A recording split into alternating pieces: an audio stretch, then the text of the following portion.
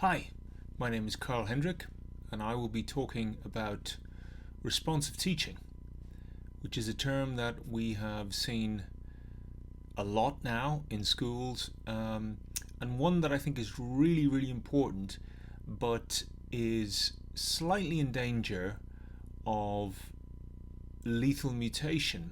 So what I'd like to do in this talk is to think about the principles, the overarching scope of responsive teaching, where does it come from, and then I'd like to look at some practical examples of it in action.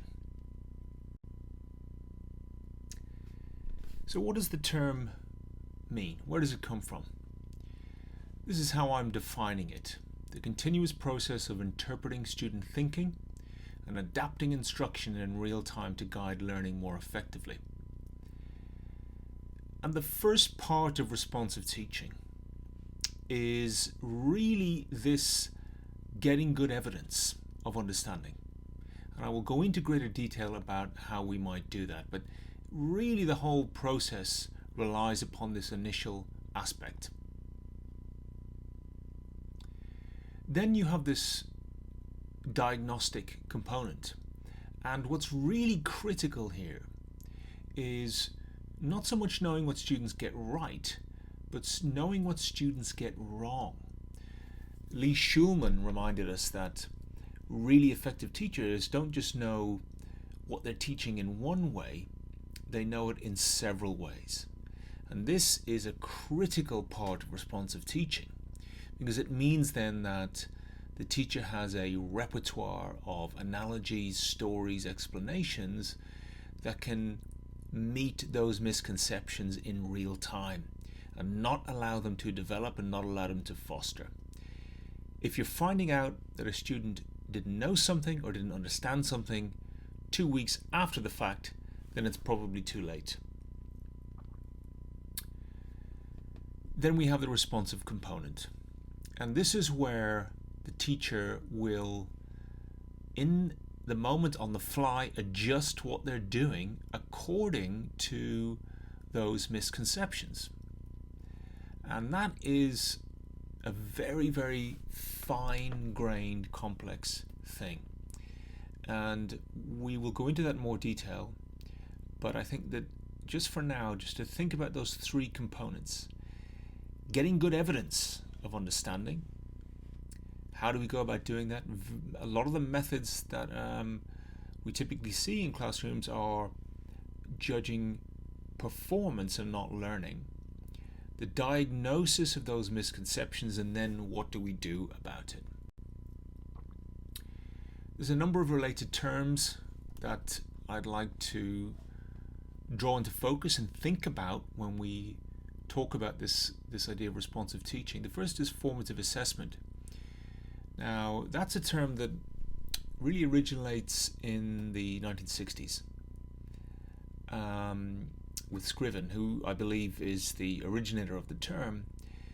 But assessment for learning then becomes a very well-known term in 1998 when Dylan Wiliam and Paul Black produced their famous pamphlet.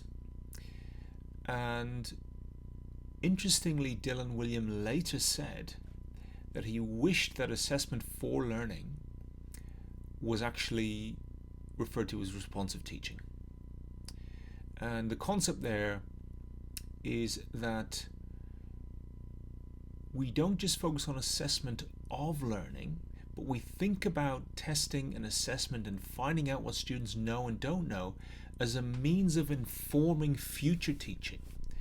So what's just as important is finding out what the teacher is going to do based upon what students know, don't know, or misunderstand.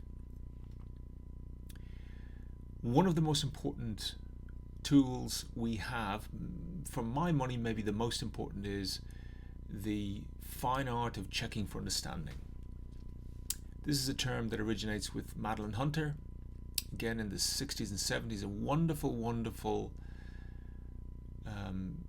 number of books that she wrote, very straightforward books.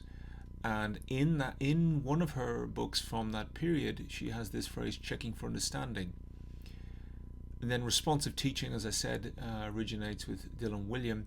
We often hear responsive teaching talked about in a sort of interchangeable with adaptive instruction. With adaptive instruction, there's a major study by Hitano and Inagaki, but it's not actually directly related to education. But I think that the more helpful term is responsive teaching. It's more linked with instructional design and assessment.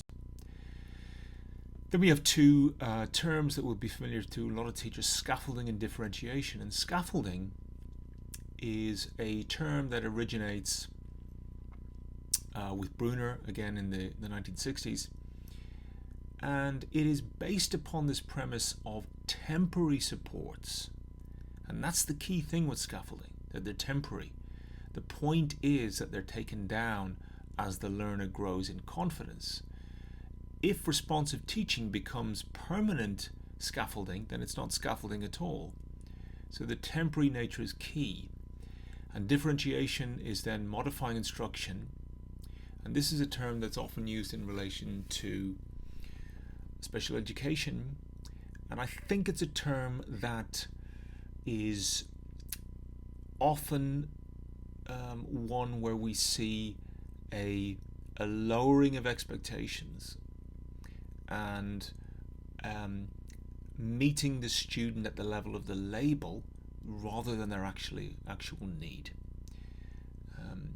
And many students, despite their labels or despite their difficulties in learning, on any given day are capable of huge things. And so the responsive element doesn't prejudge what students are capable of before they've had a go at it. So why responsive teaching? Well, responsive teaching really meets the needs of students and rests upon a fundamental aspect of cognitive architecture and how we learn. And that is really this idea that learning is very much something that we can only infer. It's not something we can see. It's not something that's visible, despite some of the proxy indicators that we might consider. And so we can make this distinction between learning and performance. This is Robert Bjork's great distinction. And so a key aspect of this is, for example, if you see students nodding along to what a teacher's saying or what another pupil is saying, we often might take this as an indication that the student is learning or knowing or understanding something. But this is often quite illusory. Students learn to perform in a lesson, either by nodding along or saying, yes, I understood that. So the responsive teaching aspect, and go back to that first element of it, that diagnostic element is absolutely critical to finding out what students know. Cognitive load theory is perhaps very helpful here. I've always liked Adam Boxer's formulation here of defining cognitive load as the task demand, what we are asking students to do, divided by their available resources. And really there's two major sources for students to draw upon. One is what's in their long-term memory, and then the other is what the teacher supplies for the student in terms of instructional design. They could be resources, explanations, they could be some form of technology, but those two things and the interaction between them brings about the extent to which students can think in a constructive way. We need to have a certain amount of thinking hard. We want to maintain student interest and engagement and motivation.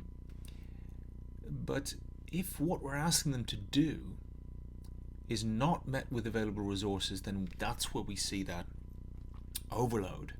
And that's where in real time teachers can respond to that overload. In the 1980s, John Sweller discovered something very interesting. He gave students a set of problems and gave them 2 rules. What he noticed was that one group of students were able to figure out this problem because they had a knowledge of the deep underlying structure of the problem.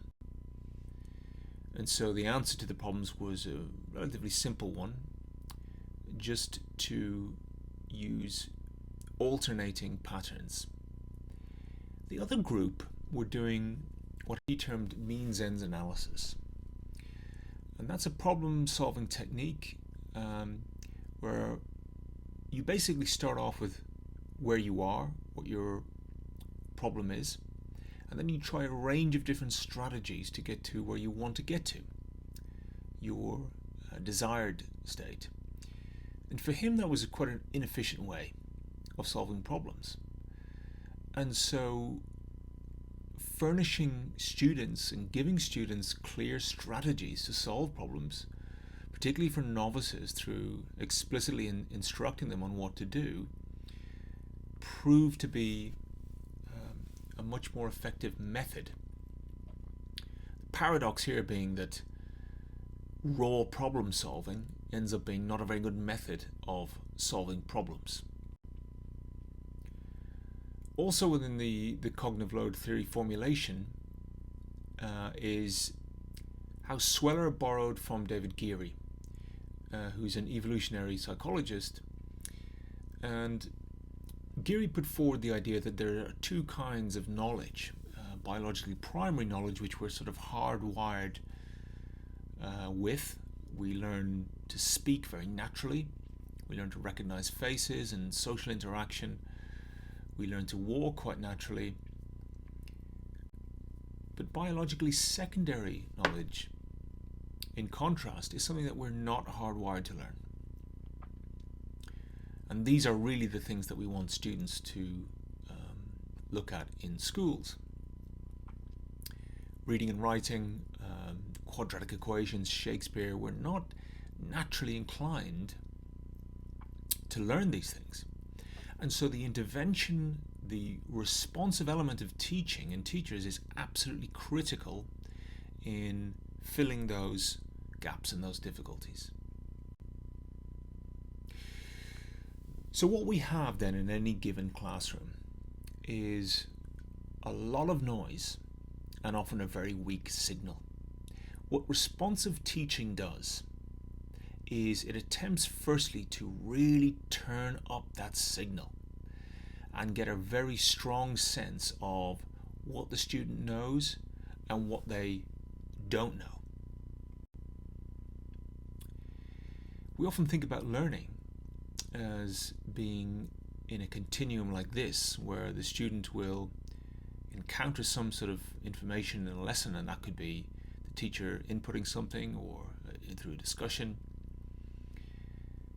And then once that has been covered by the teacher, and I say covered in inverted commas, we then would maybe revise that material a month out from some sort of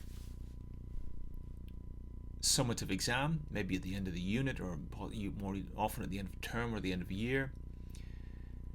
And then that learning is encapsulated in some referent, some number or some letter.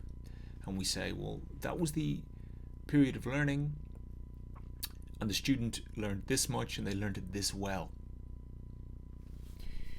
But what cognitive science tells us is that actually it's much more complex than that. Students will encounter something in a lesson, and then we get this critical element of forgetting. The students will forget that information that we've taught them. The retrieval of that information is critical, and this is where the responsive dimension comes in. If you're finding out, as in the top bar, maybe just before the exam or even in the exam, that the student doesn't understand something or doesn't remember it, then it's probably too late. So within this model below, you have these periods of forgetting, which are absolutely critical for learning, because one of the quirks about human memory and how we learn and how we store information and knowledge is that we seem to learn it not in the moment we encounter it, but in this sort of interstitial moment between forgetting and remembering it. And when we have to draw it into our working memory, when we have to retrieve it, when we have to dredge it up, that seems to be this process of rewriting the memory in our long-term memory. So the choices that the responsive teacher makes in those in-between moments, where those retrieval aspects, the choices that the teacher made, how and in what way and how many times will the student re-encounter the thing that I've taught them, is absolutely critical. Dylan Wiliam has many wonderful phrases, but I want to highlight this one in the context of responsive teaching. He wrote a paper that really deserves to be a lot more read. And he has this phrase, moments of contingency. And these are moments in a lesson or an instruction where there's these moments of possibility, where the teacher can respond to or not respond to what's happening in front of them. I like this phrase because it's quite hopeful about teaching and learning, and that we don't have this view of students as, well, they're just not very bright or they're not very clever. There's this sense that we have ownership or we have some control over what they can do, and that there are these critical junctures where the teaching might proceed in a different direction based upon what we learn from student thinking. So in a lesson, these moments of contingency are moments where we get that key sense or that knowledge, that information about what a student knows or doesn't know, and we can respond to it and meet the need in real time. Okay, I want to give you 7 overarching principles of responsive teaching.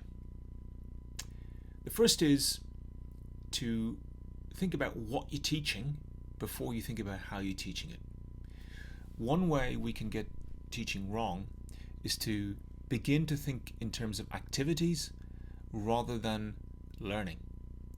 And so often in some classrooms, teachers think, well, this is a great activity for the lesson and that's my focus for the lesson.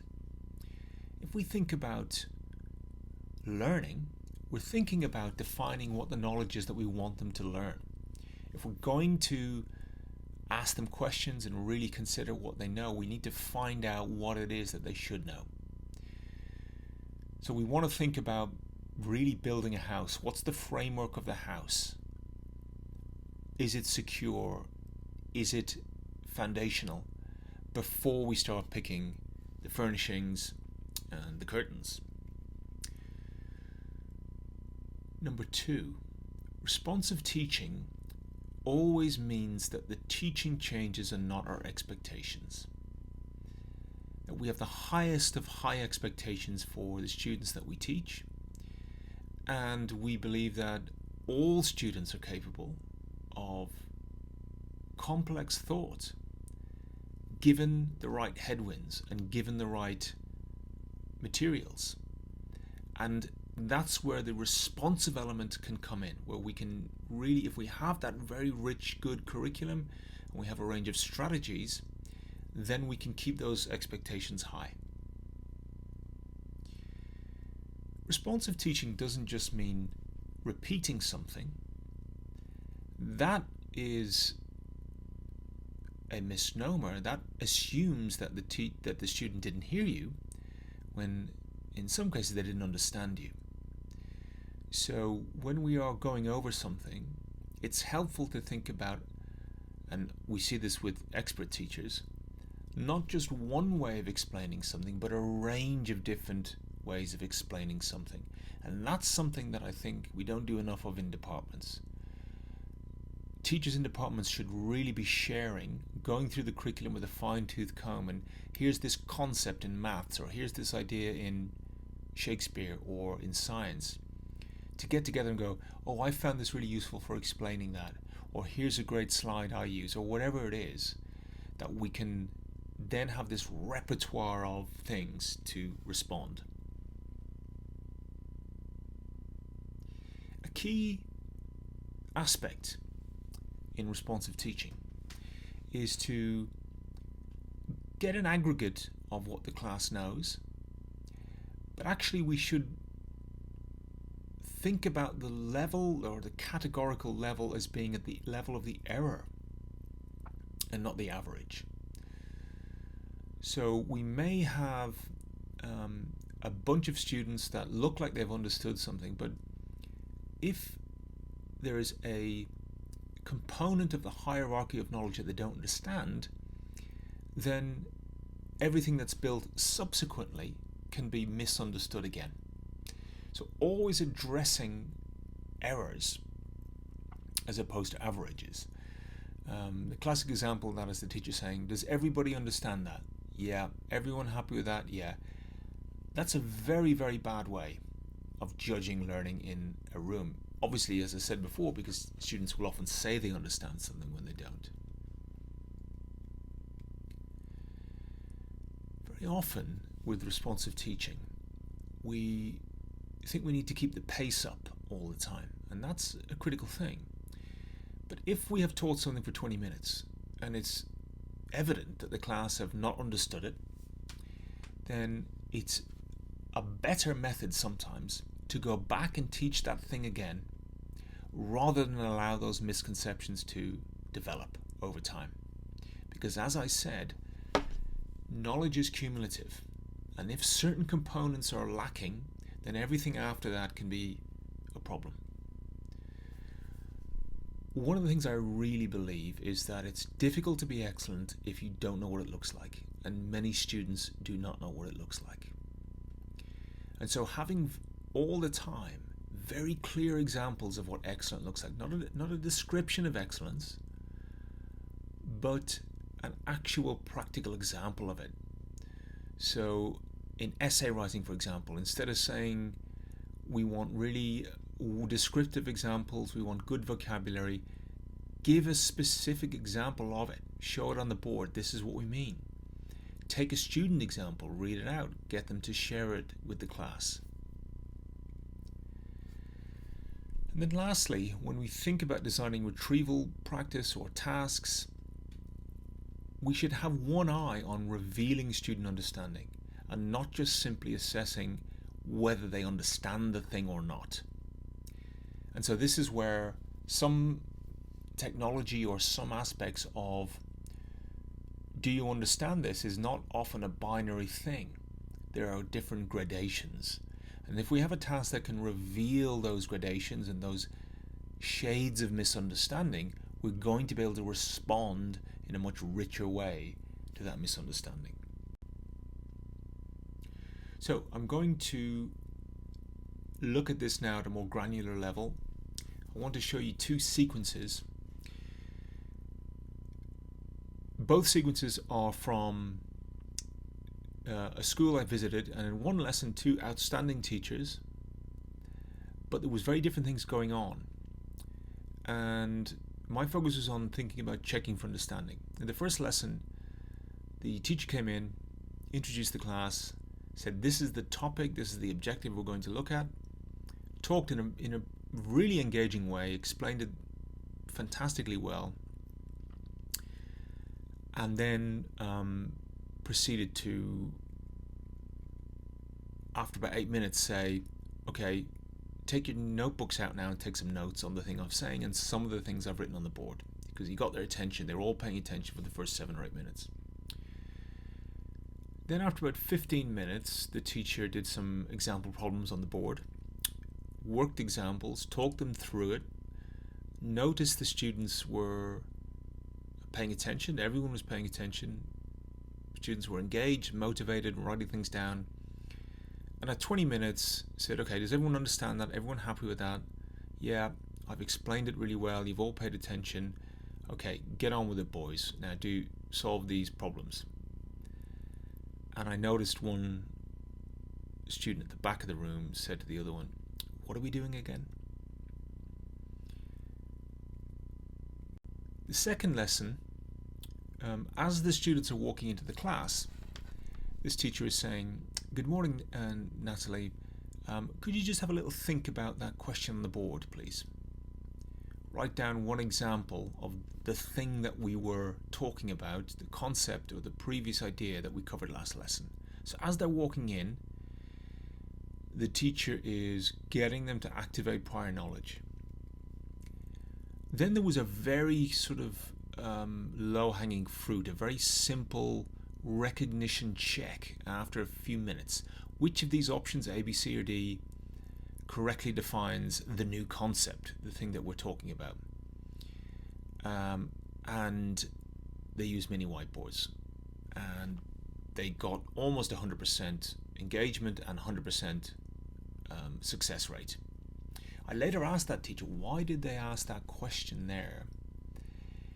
And she said, to get everyone on the bus, to get everyone feeling confident and motivated, to get a good sort of answer on the board, and to sort of check in and see if they're paying attention. Then she got them to draw a simple diagram showing how one concept works, and that was a very specific instructional design choice, because she was aware that there was a key misunderstanding there in the thing she was teaching, and that the best way of revealing that misunderstanding was through this particular diagram. It was just a really good way of showing whether or not the students got that thing. So again, mini whiteboards, they show the diagram. She was able to find out in real time whether the students understood that. And then she started some more analytical questions. What would happen if one variable changed? And explain your thinking. And that was a task where they would turn to their partner and they would talk about this topic. She would walk around the classroom and listen to the answers. And then she would address those misconceptions. She would sort of make a note and see what they misunderstood and go, I'm just listening to there some fantastic discussions, but I just noticed one or two things I just want to clear up. And they were addressed in the moment. So all the way through this lesson, the students are learning. They're not learning the wrong thing. They're not going down a blind path. They're very much kept up to date, very much sort of accumulating this body of knowledge that is absolutely crucial to understanding. Then there was a true and false answer. There was some more questions, and then she went, what would be the first step in solving this problem?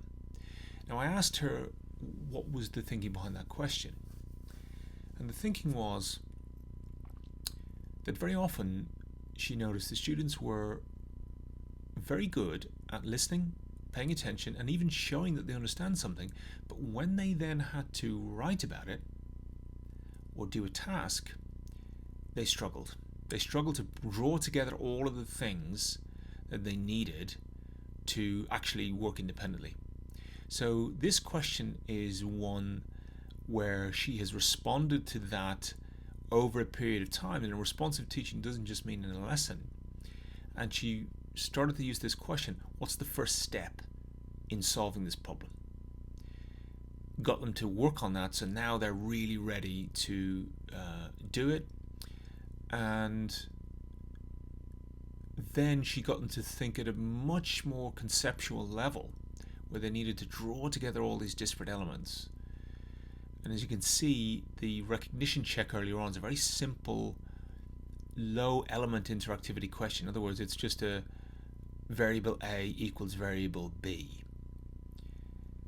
And at the end, she did some exit tickets, rate your understanding, and she took those exit tickets, and at the end of the lesson she made a little note on what she would respond to in the next lesson. A really effective lesson for these students, and a fantastic example of responsive teaching, and checking for understanding. So with checking for understanding then, I think it's helpful to think about how we might plan these things. And in a given lesson, it has to look different in different lessons, with different students, in different topics, in different age groups. But there are some guiding principles that we might think about. The first is timing. When the understanding should be checked. For my money, it should be every couple of minutes, and that can be a cold call, that can be a mini whiteboard activity, that can be a turn to your partner, say something, it could be a whole range of questions.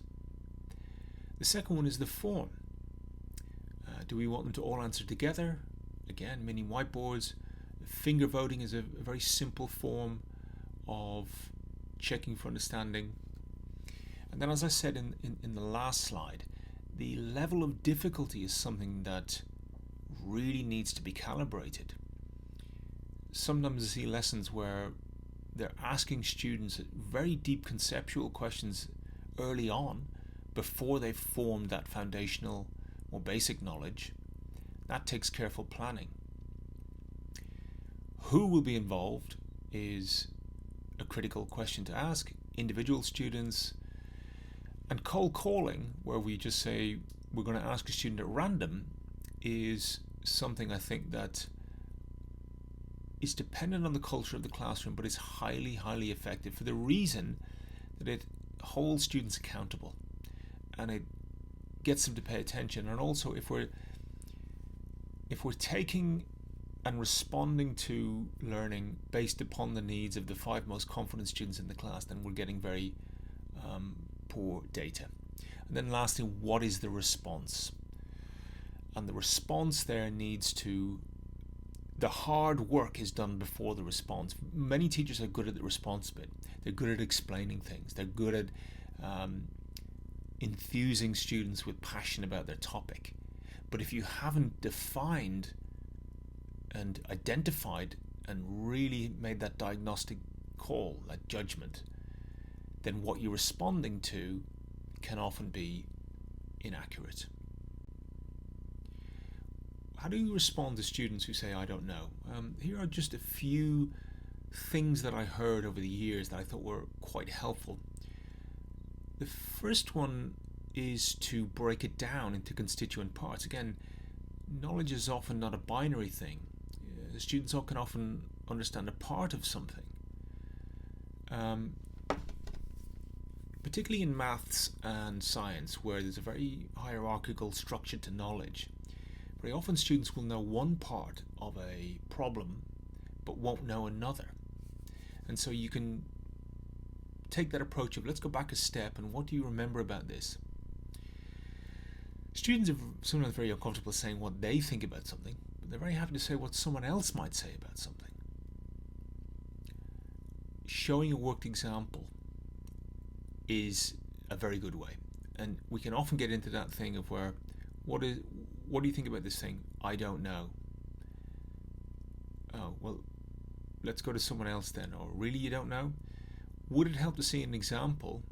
Rarely gets a negative response.